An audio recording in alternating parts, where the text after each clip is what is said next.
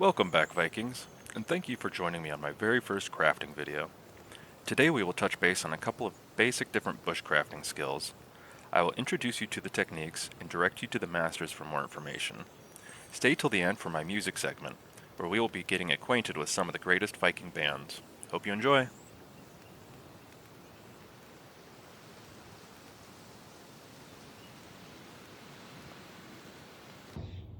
Today we will be building a tanning rack, which is an important improvement to your workbench.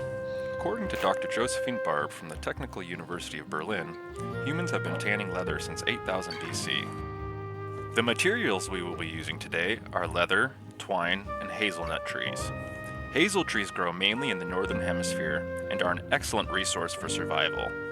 These large shrubs grow quickly with long vertical stalks and harden well when dried.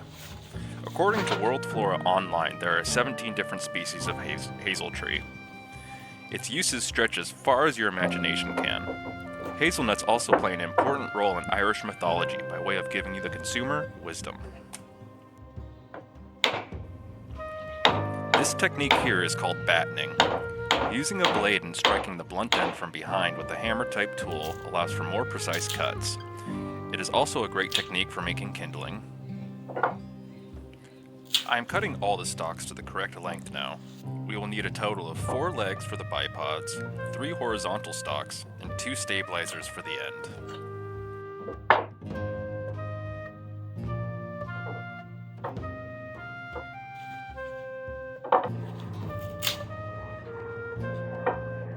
I built these bipods using a series of lashings and frappings I learned from Coal Cracker Bushcraft. I will leave a link of his channel below if you're interested in learning more. After marking all the pieces evenly, I begin to set up the rack.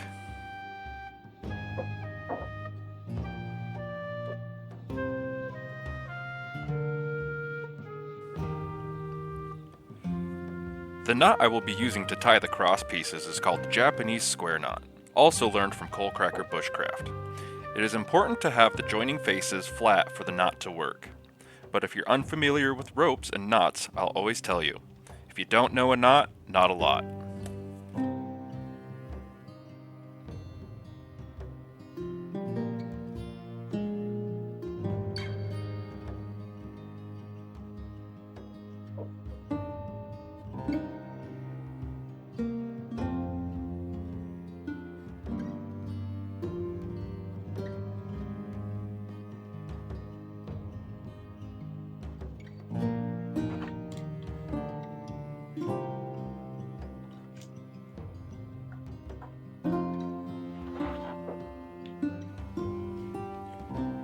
Now with the frame built, it's time to cut a workable piece of leather.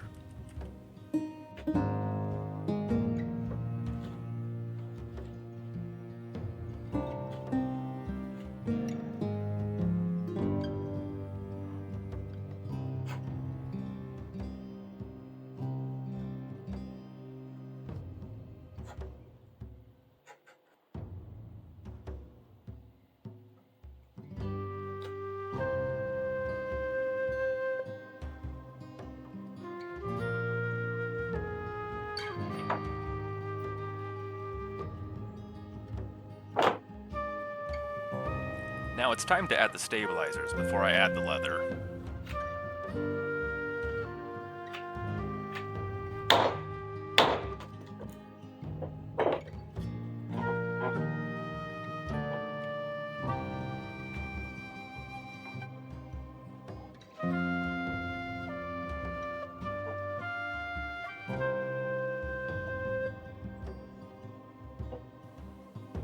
Remember, if you don't know a knot, not a lot.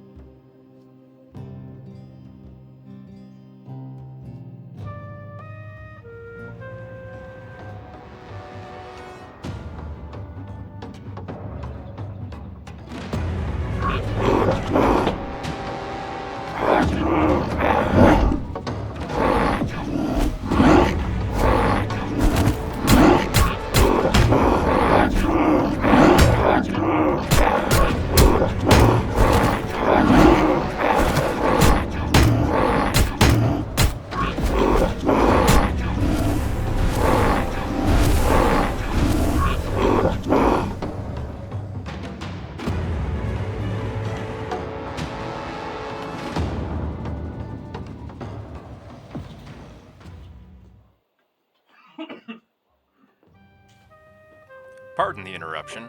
Let's get back to our project.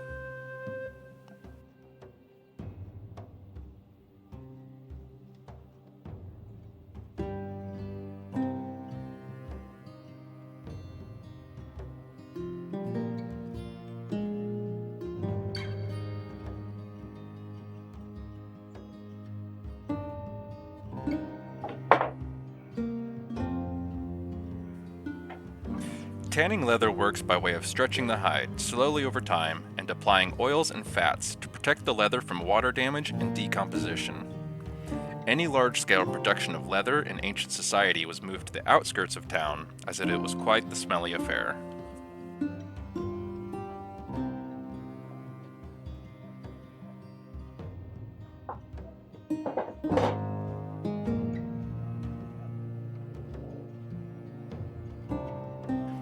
These last 3 lines that I'm adding here are honestly a bit of a mystery to me in terms of functionality.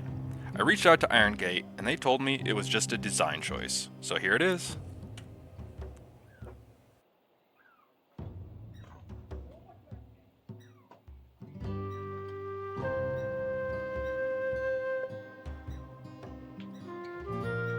That hasn't been filming the whole time. I'm gonna lose my shit.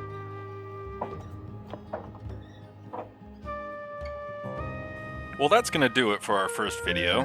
Thank you all for joining me today, and I hope to see you all in the future.